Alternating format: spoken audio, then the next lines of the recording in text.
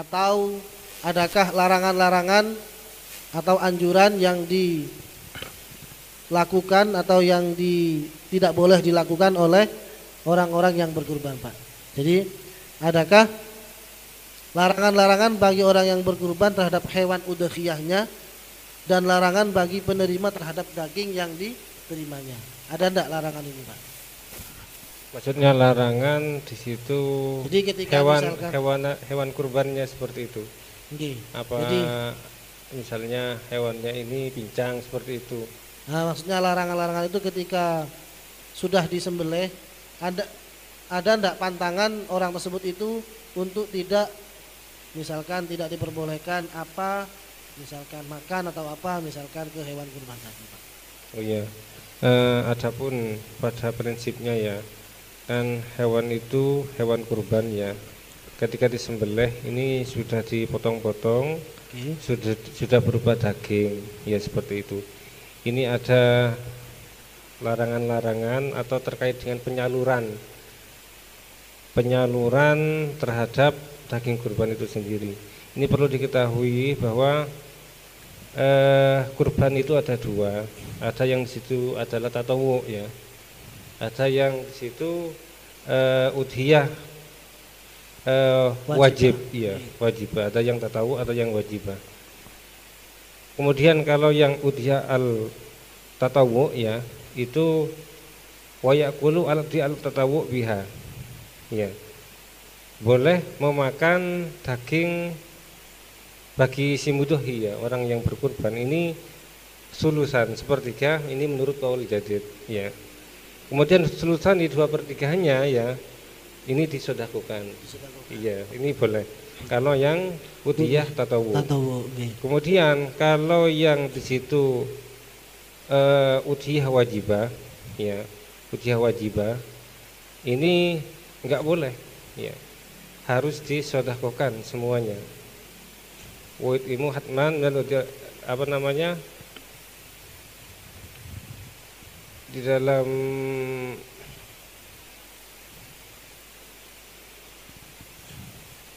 ya, bal yajibu alaihi atasaddaq ya, wala yaqulu al mudhi syai'un min al-udhiyah al-manzuro, bal yajibu alaihi atasaddaq bi jami'il hamiyah, harus disalurkan semua dagingnya setelah terpotong seperti itu. Berarti ada yang ini perlu diketahui ya, bagi masyarakat, daging ini sudah terpotong, ini melihat si mudhinya, orang yang berkurban ya. Wajib itu seperti halnya orang nazar seperti ini. Falillahi alayya, lillahi alayya an udhiyya hadhihi ya. Wajib ya bagi saya ya, kepada Allah akan menjadikan ini, saya jadikan kurban. Ini nazar. Atau nazar, atau di situ wajibnya karena bil ja'li. Ya. Ada orang bertanya ya, nah ini hewan apa ya? Ini mau saya jadikan, ini adalah saya jadikan kurban. Ini namanya wajib bil ja'li, seperti itu.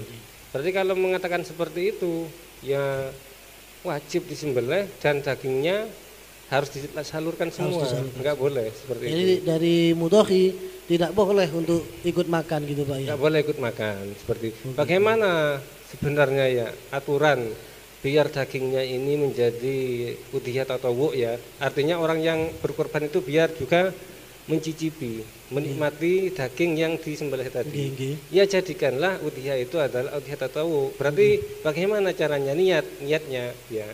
Niatnya berarti kan ketika sebelum hari raya jangan bilang nazar atau memberi apa namanya, memberitahu pada orang ini saya jadikan udhiyah, enggak perlu.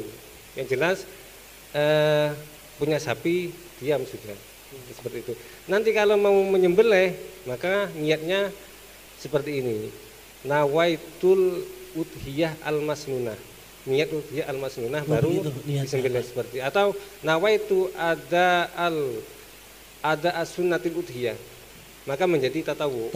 Ya kalau mengatakan seperti ini, nawaitul udhiyah saja ya, tanpa ada adaan atau masnunah, maka tetap menjadi udhiyah wajib. Nggak boleh mencicipi seperti itu. Berarti untuk orang yang mau berkorban itu harus hati-hati ya terkait dengan ucapannya. Jangan langsung memberikan isyarah bahwa ini akan saya jadikan kurban. Jangan. Siap. Seperti itu. Berarti esensi kurban itu ada dua, Pak. Iya. Jadi sunnah dan juga wajib. Ketika sunnah, maka boleh bagi orang yang berkurban ini untuk tabaruk, memakan sedikit daripada daging kurban tadi tersebut. Kalau udhiyah wajibah itu bisa dengan nazar, bisa dengan ja'altu udhiyatan. Maka ini menjadi kurban wajib. Maka konsekuensinya ketika ini kurban wajib, mudhohi orang yang berkurban tidak boleh untuk memakan daripada daging kurban ini, akan tetapi harus didistribusikan semua. Iya, harus disalurkan semua ke fuqara masakin. Kemudian yang lumrah ya menjadikan sya'runya ya, bulunya atau kulitnya ya, biasanya di masyarakat itu ini diberikan pada masjid, yang yang jagal, jazar ya. Kepada jazar. Ini nggak boleh juga. Nggak boleh juga gimana? Iya, nggak boleh dijadikan ujroh. Berarti penyalurnya harus ala wajhi sodako. Iya, harus. Kalau dibuat ongkos bagi yang menyembelih ini tidak boleh. Nggak boleh. Iya. Kalau ini kurban wajib. Iya. Kalau seperti itu, tidak boleh. Terima kasih Pak atas jawabannya, sangat jelas. Untuk Pak Ridwan, di dalam melaksanakan kurban ini ada enggak Pak Ridwan kesunahan-kesunahan dalam berkurban ini, Pak? Kesunahan dalam berkurban. Jadi kesunahan dalam melaksanakan kurban ini boleh apa tidak, Pak? Ya, gini. Dalam melaksanakan penyembelihan hewan kurban, itu seperti halnya kita menyembelih hewan selain kurban. Jadi ada beberapa memang kesunahan apa yang harus sunnahnya untuk ketika kita menyembelih hewan itu seperti apa. Satu, jangan sampai alat yang digunakan itu tumpul, harus benar-benar tajam. Ya kan? Harus benar-benar tajam alatnya. Itu secara umum. Dua, kalau bisa hewan itu jangan dalam keadaan lapar. Jangan keadaan lapar. Sudah satu malam nggak diberi makan, paginya disembelih, jangan sampai. Tapi gembirakanlah. Hati hewan itu gembirakanlah. Karena mau disembelih. Sudah lapar disembelih kan nggak enak. Jadi gembirakanlah hati daripada hewan itu. Beri minum, beri makan, paginya disembelih. Nah, khususnya untuk hewan kurban itu seperti apa? Nah, ketika akan melakukan sembelihan, maka bagi yang menyembelih itu, kalau memang orang dia itu laki-laki, maka sembelihlah sendiri, itu lebih afdol. Sembelihlah sendiri itu lebih afdol. Kalau memang dia nggak bisa ya diwakilkan. Tapi kalau ingin lebih afdolnya, sembelih sendiri. Terus apa yang harus dilakukan? Kesunahnya seperti apa? Satu, disunnahkan sebelum menyembelih itu membaca bismillah. Kedua, membaca sholawat kepada Nabi Muhammad SAW. Terus yang nomor ketiga yaitu membaca takbir. Nah, yang ketiga membaca takbir. Yang keempat, hewan yang disembelih dan orang yang menyembelih itu dihadapkan ke kiblat. Itu jangan sampai sembelih kok menghadap ke timur atau ke selatan. Jadi tidak sunat lagi. Tidak mendapatkan kesunahan. Apakah saya tetap sah? Tapi kesunahnya adalah menghadap ke barat. Menghadap ke barat. Dan yang kelima itu kita harus membaca doa. Agar apa? Agar hewan yang kita kurban, ibadah kurban kita ini benar-benar diterima oleh Allah Subhanahu wa taala. Adakah doanya, Pak? Nah, adapun doanya ini yang yang bersanad daripada ulama ini doanya seperti ini. Wal khamis ad-du'a bil qabul. Fayaqul adzabih Allahumma ahadhihi minka wa ilaika fataqabbal. Nikmatan minka aliyya wa taqarrabtu biha ilaika fataqabbalaha. Nah, ini doanya. Jadi, ya Allah, hewan ini adalah kurban dariku untukmu. Secara ikhlas untukmu, maka terimalah hewan kurbanku ini. Nah, seperti itu. Ada lagi, Pak? Kesunahan tidak ada sudah. Mungkin jadi cukup. Itu cukup itu. Jadi untuk orang-orang yang menyembelih kurban itu dengarkan apa yang telah disampaikan Pak Ustadz Ridwan tadi tentang kesunahan-kesunahan dalam menyembelih. Di antaranya yang paling penting adalah memberi makan sebelum minum, sebelum disembelih. Memberi makan dan minum sebelum disembelih. Tentunya harus juga membaca doa-doa seperti yang telah disampaikan tadi agar mendapatkan keberkahan dan diterima oleh Allah Subhanahu wa taala. Pak Muslimin, biasanya juga terjadi di masyarakat Pak Muslimin ketika seseorang itu mau berkurban, dia itu tidak mau repot Pak, tapi dia itu tanggal 1 Dzulhijjah itu membeli kurban, kemudian langsung dititipkan ke ustadz, kiai atau tokoh masyarakat setempat. Nah ini menurut fikih statusnya kiai itu apa Pak, dan tanggungan daripada hewan kurban itu selama tanggal 1, tanggal 2 itu tanggungan siapa Pak? Seperti ini ya, di masyarakat itu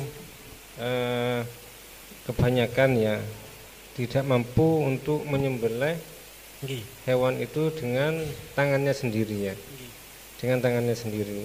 Padahal kalau bagi laki-laki ya yang lebih utama itu adalah menyembelih dengan dirinya sendiri, sebagaimana yang telah dilakukan oleh Rasulullah SAW seperti itu. Kemudian kalau seandainya orang ini nggak mampu ya, istilahnya nggak tahu bagaimana caranya, ya nggak apa-apa, langsung serahkan kepada kiai. Kiai ini adalah statusnya adalah wakil, seperti itu. Wakil daripada orang yang berkorban tadi, seperti itu. Berarti tugasnya kiai ini sebenarnya zabhan, wakil dalam menyembelih. Kalau di sini walau wakala fi dzabhi kafat niyatu an niyatil wakil, seperti itu. Kalau seandainya niat saja nggak bisa ya, orang yang mau berkorban niat nggak bisa, bagaimana caranya? Ya niatnya seorang wakil. Cukup niat tadi itu. Iya, niatul kafat an niyatil wakil. Seperti itu. An niyatil wakil, iya. Seperti itu. Berarti kiai itu posisinya adalah sebagai wakil dalam penyembelihan. Iya. Niat kalau seandainya ya niat, kalau enggak niat yang mudohinya, kalau yang enggak pakai nazar ya sebenarnya kalau seandainya kurban itu nazar ya enggak usah niat, enggak apa-apa karena sudah wajib disembelih. Tapi berbeda dengan masalahnya bil ja'li tadi ya. Ini saya jadikan udhiyah seperti itu. Kemudian ada tambahan balau lam ya'lam al-wakil annahu mudhin lam yadur, enggak apa-apa gitu loh. Enggak tahu bahwa ini adalah mudahinya, enggak apa-apa. Iya, seperti itu. Berarti kalau seandainya ya tergantung daripada kiainya. Harus muwafaqatu ma'ayanal muwakil, paling tidak kiai ini menjelaskan ini udhiyah apa, seperti itu. Apakah wajib? Harus diklarifikasi. Iya, harus biar penyaluran daging ini sesuai dengan benar, seperti itu. Atau barangkali si mudahi orang yang berkurban ini nanti ya minta daging berapalah, misalnya 1 kilo aja. Kalau sudah terjadi udhiyah wajib kan nggak boleh seperti itu. Makanya kiai itu adalah statusnya wakil daripada.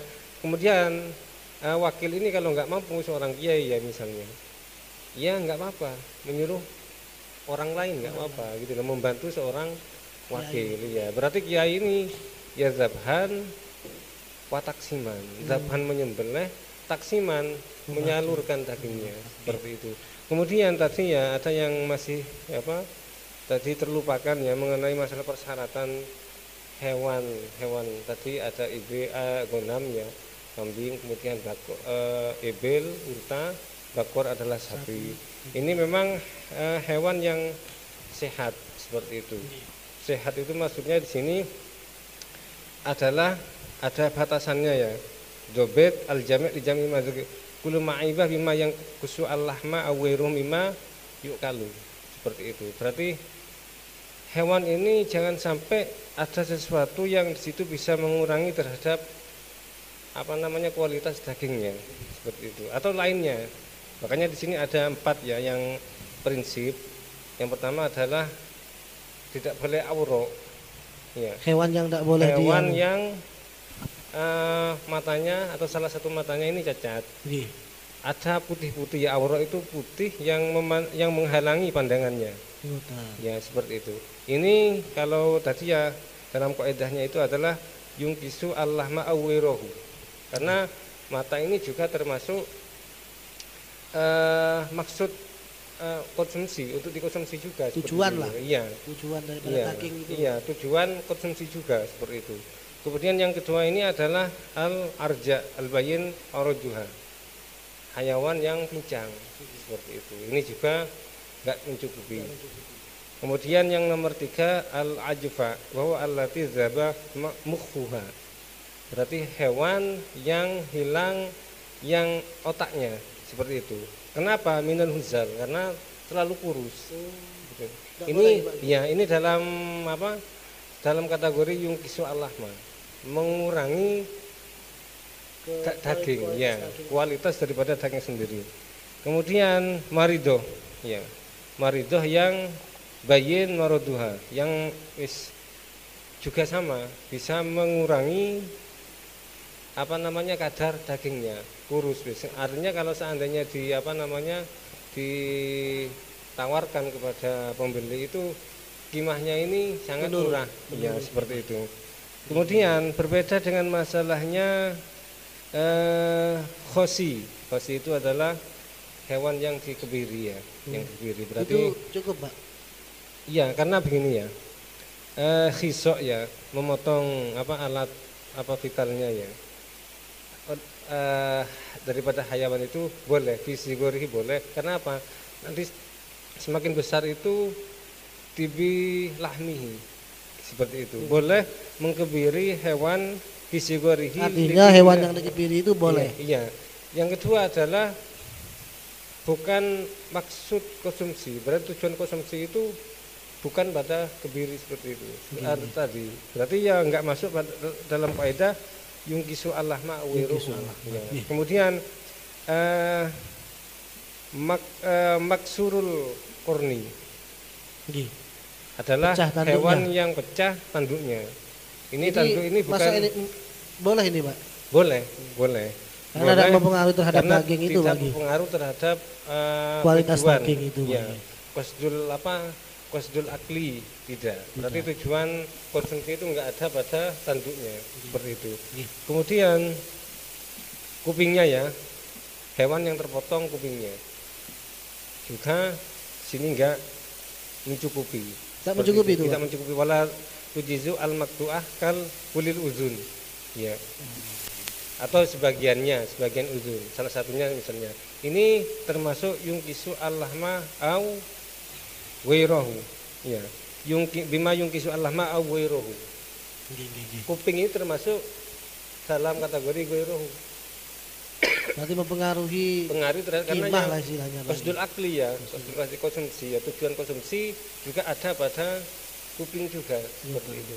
Kata-kata ai au wairahu. Kemudian wala maqtal zabbi ya, juga tidak cukup pada hewan yang terpotong ekornya.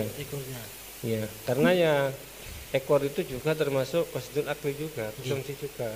Kan ada di warung-warung itu sop buntut. Nah, sop buntut. Ini juga termasuk sesuatu yang situ qasdul akli, tujuan konsumsi ada pada buntut sapi itu sendiri. Terima kasih Pak G. Jadi tadi pertanyaan awal bahwa seseorang yang berkurban dan menitipkan kepada kiai ini diperbolehkan. Dan statusnya kiai tersebut itu adalah wakil daripada orang yang berkurban tadi itu dalam rangka menyembelih ataupun mendistribusikan daging-daging kurban tadi itu. Kemudian dilanjut tadi penjelasannya hewan-hewan daripada unta, sapi dan kambing itu ada hewan-hewan yang memang dari ketiga versi tadi yang boleh atau mencukupi dan yang tidak mencukupi untuk dibuat kurban. Kalau seandainya di situ ada hewan yang itu kupingnya putus atau keduanya putus, dia diniati untuk jadi kurban. Ya, istilahnya nazar misalnya. Wajib untuk. Jadi ketika saya misalkan menyembelih, saya menjadikan kurban ini menjadi udhiyah. Iya. Tapi kurban hewan ini ada cacatnya, misalkan kupingnya itu tidak ada satu, misalkan. Iya. Ini boleh apa enggak, Pak? Harus disembelih apa enggak? Wajib zabuha. Berarti tidak mempengaruhi. Wasarfuha masrofat. Kalau enggak mencukupi tetap enggak mencukupi gitu loh. Tapi kalau seandainya terlanjur ya, kupingnya putus, saya jadikan ini kurban misalnya. Berarti tetap wajib disembelih. Wajib dalam disembelih. Karena tadi, iya iltizamnya, karena sudah iltizam mau disembelih seperti itu. Siap, terima kasih Pak. Untuk selanjutnya terakhir kepada Pak Ridwan, mungkin perlu dijelaskan Pak masalah perbedaan udhiyah dan akikoh. Biasanya kadang-kadang orang tersebut itu menyamakan satu hewan dibuat kurban dan juga akikoh. Mungkin ada perbedaan hukum antara keduanya Pak. Ya, terima kasih. Sebenarnya dari sisi hukum, apakah perbedaan antara udhiyah dan akikoh? Nah, ini antara akikoh dan udhiyah itu memang ada beda, namun juga ada kesamaan. Ya, satu kesamaannya apa? Sebelum kita membahas perbedaan, kita bahaskannya dulu. Kesamaan antara udhiyah dan akikoh, satu dari sisi hukum. Sisi hukumnya sama-sama sunat yang muakkad. Jadi udhiyah bagi orang yang mampu juga sunat muakkad, sehingga ketika mampu kok tidak melakukan udhiyah, kurban, itu hukumnya adalah menurut Syafi'i adalah makruh. Begitu pula dengan akikoh. Akikoh itu juga sunnah muakkad, sehingga bagi yang mampu. Kenapa? Gini. Kenapa kok disunnahkan untuk melakukan akikoh? Karena anak yang tidak diakikoh itu tidak bisa memberi syafaat. Ya, kenapa? Karena masih status gade. Gitu, status gade. Jadi seperti hanya misalnya gini, sampean menggadekan barang, ini tidak bisa memanfaatkan barang tersebut sebelum ditebus. Nah, agar anak itu bisa memberi syafaat bagaimana? Ditebus. Caranya dengan akikoh. Itu pun bagi yang mampu. Kapan? Nah, ini nanti pelaksananya nanti. Itu dari sisi hukum. Nah, dari sisi hewan yang dikurbankan, hewan yang dipotong, ini juga sama. Baik satu dari kambing, dua dari sisi jenis sapi, ketiga onta. Kalau kambing itu sama hukumnya, tidak bisa syarikan, tidak bisa mustarok. Kalau ibil dan bakor ini bisa mustarok, bisa kesamaannya, kesamaan dari sisi kesamaan. Namun dari kesamaan-kesamaan tersebut juga ada perbedaan. Apa perbedaannya? Satu dari sisi apa itu udhiyah? Udhiyah seperti yang disampaikan oleh Ustadz Muslimin tadi, bahwasanya ibadah tahunan yang dilaksanakan pada waktu Idul Adha. Tapi ketika itu akikoh adalah wujud rasa syukur kepada Allah Subhanahu wa taala karena hadirnya seorang bayi, dan juga sebagai tebusan agar supaya si anak tersebut bisa memberikan syafaat. Itu dari sisi tujuan daripada pengertian daripada akikoh, dan tujuannya seperti apa. Itu satu perbedaannya. Kedua, yaitu dari perbedaan pelaksanaannya. Nah, pelaksanaannya juga beda. Kalau udhiyah itu terbatas oleh waktu, yaitu mulai masuknya waktu sholat sampai hari akhir ghurubus syamsi, hari ketiga, hari tasyrik. Kalau akikoh itu adalah disunatkan, awal sunnahnya adalah pada tanggal 7 kelahiran sampai semampunya. Kalau sampai tanggal 7 gak mampu, ya kapan dia tuh mampu? Misalnya sudah besar, ya sudah besar itu gak masalah melakukan akikoh. Ya, terus dari sisi pembagian dagingnya juga beda. Nah, dari sisi pembagian daging juga beda. Kalau udhiyah itu disunnahkan dalam keadaan mentah. Tapi kalau akikoh lebih disunnahkan dalam keadaan matang. Kalau bisa adalah masak yang manis. Kenapa? Karena tafaulan dengan harapan agar supaya hidup daripada anak tersebut akan terasa manis, gak pahit. Gak pahit kan. Nah, kalau pahit kan gak enak, nanti sumpek terus. Nanti terus yang kedua, cara pemotongan daging dan tulang belulangnya. Jangan sampai tulang belulang daripada hewan yang diakikoh itu terpecah. Juga tafaulan. Kenapa? Agar kita berharap agar jasad daripada atau tubuh daripada si bayi tersebut dalam keadaan utuh selamanya. Nah, adapun kalau di masyarakat itu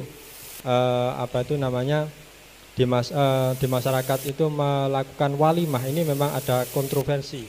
Yang mengadakan walimah, ada yang mengatakan, gak usah walimah, langsung dibagikan. Itu ketika kurban, akikoh. Ketika akikoh.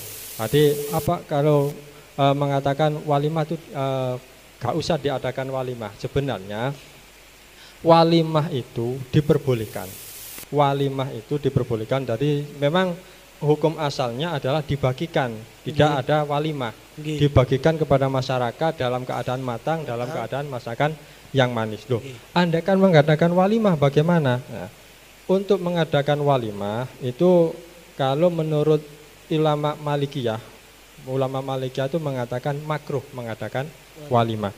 Tapi menurut Syafi'iyah dan Hanabilah yajuzu ittikhadul walimah, diperbolehkan melakukan walimah. Satu yang mengharap syafaat daripada Nabi Muhammad SAW. Sedangkan kan dalam walimah itu sendiri baca-bacaan kan juga bagus. Di antaranya membaca sholawat, maulid tiba atau maulid yang lain. Kami mengharap syafaat daripada Nabi Muhammad SAW. Dan di masyarakat juga terjadi satu hewan kurban, satu hewan dibuat akikoh, dibuat udhiyah. Nah, ini juga diperbolehkan. Memang khilaf, ulama itu memang khilaf, namun pendapat ulama Imam Romli itu diperbolehkan. Sampai juga pahala juga sampai. Boleh sampai kedua-duanya. Berarti ketika seseorang itu hanya mempunyai satu ekor kambing, kemudian diniati untuk akikoh dan kurban, itu menurut Imam Romli diperbolehkan. Diperbolehkan. Terima kasih Pak Muslimin dan juga Pak Ridwan. Kami ucapkan terima kasih telah hadir bersedia mengisi kajian-kajian fikih di channel Pondok Pesantren Darul Mafatihul Ulum. Semoga kita bertemu di lain waktu dalam keadaan sehat walafiat. Kami akhiri. Wassalamualaikum warahmatullahi wabarakatuh.